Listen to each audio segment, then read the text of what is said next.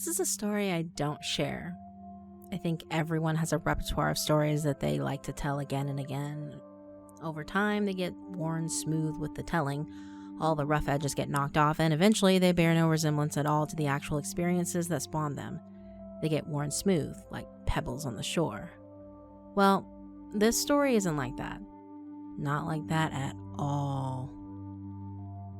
I'm a distance runner. I've got a pretty stressful job and hectic home life, so in my spare time, every chance I get, I like to lose myself in distances. I'm not fast by any means, but I've been at it for years, so my endurance is pretty good.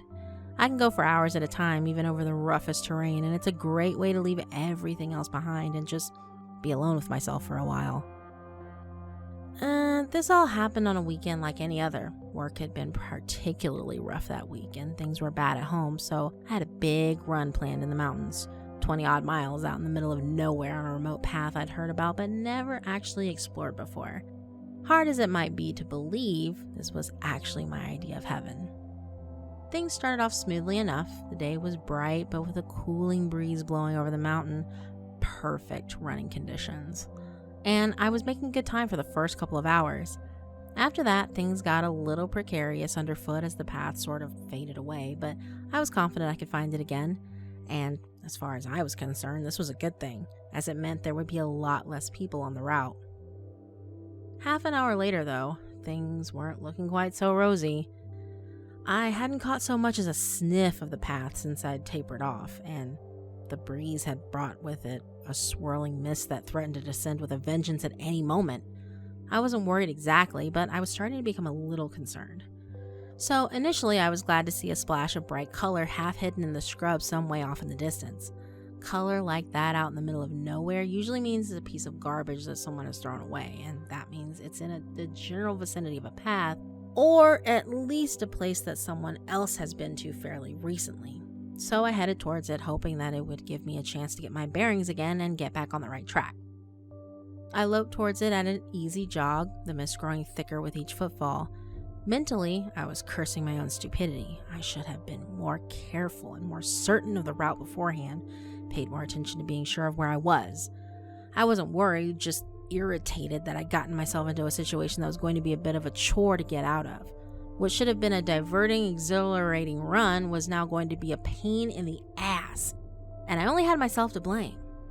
I kept on, step after step, stride after stride, my breath steady and regular like the ticking of a metronome.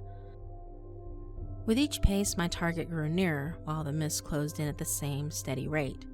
Although I was getting closer, the visibility seemed to be getting incrementally worse as well, which meant that whatever it was seemed to remain always indeterminate as I tried to fix my eyes upon it. At one point, it looked like an abandoned backpack, at another like a spilled sack full of clothes. With so few visual cues around it, it was hard to give it any real sense of scale. I think I knew something was wrong even then.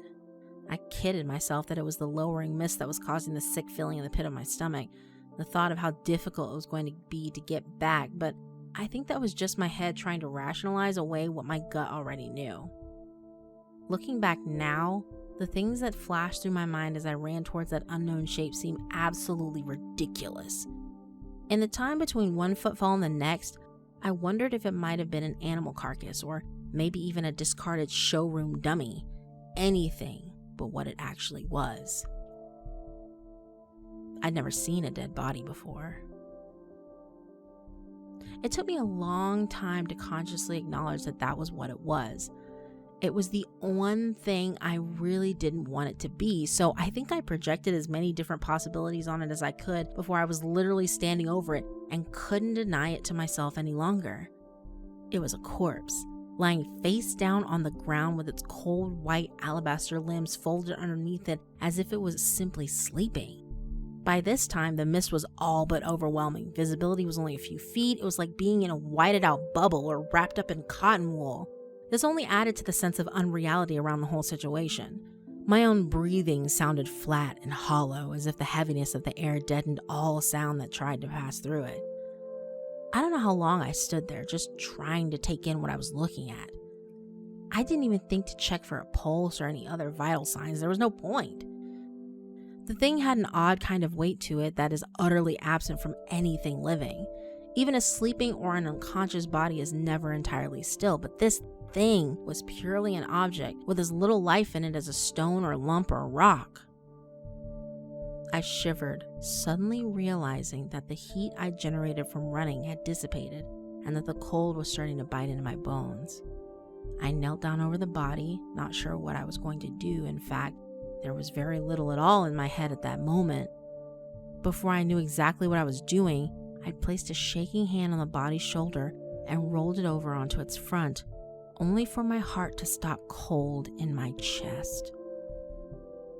I found myself staring down into my own dead, unblinking eyes. There was no mistaking it. The face was exactly the same as mine in every detail, only deathly white, twisted into a frozen grimace and streaked with dirt and plant matter. A single ant crawled across its lips. It even had the tiny scar on its chin that I'd picked up in a childhood accident. It was me. My own body lying there limp and lifeless like an empty husk. For a few weird seconds, I wondered if this was one of those out-of-body experiences. If that was the real me and the me watching was just some kind of spirit or echo of myself, but that dizzying feeling only lasted for mere moments. I was left with just the cold, hard reality of the situation. I tried to pull myself out of my daze by focusing on what to do next, on taking some sort of action. But what could I do?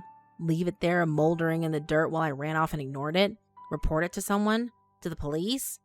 Somehow, I just couldn't imagine that. That would make it all too real, having them comb the area and perform all their tests and forensic investigations on the corpse to try to determine its identity. The very thought of it made me sick to my stomach. So, without really thinking about it and without any real plan in mind, I started digging. I had my pocket knife with me, as I always do.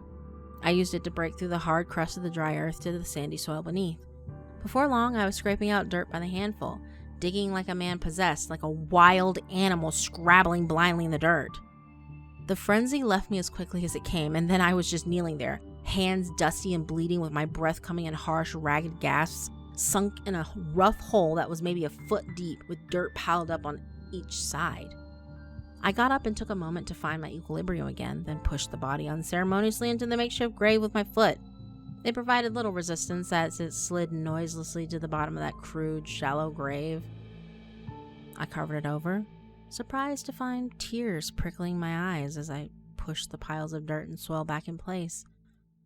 After I was finished, I just sat there for a while, staring at the raised mound of earth, sobbing silently to myself. Eventually, I collected myself together enough to start the run back.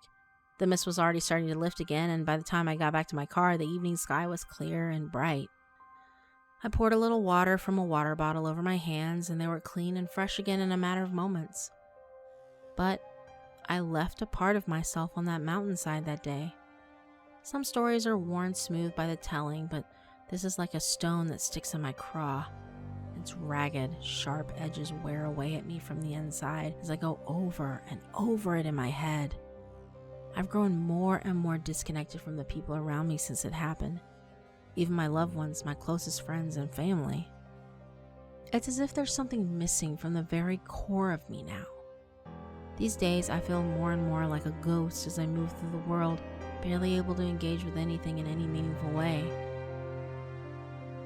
I still run, but I've never been back to that spot. I doubt I could find it again even if I tried. I run differently now. I run with a kind of hollow desperation in every stride, but I'm never sure if I'm trying to run away from something terrible or just running headlong into a fate I've already glimpsed.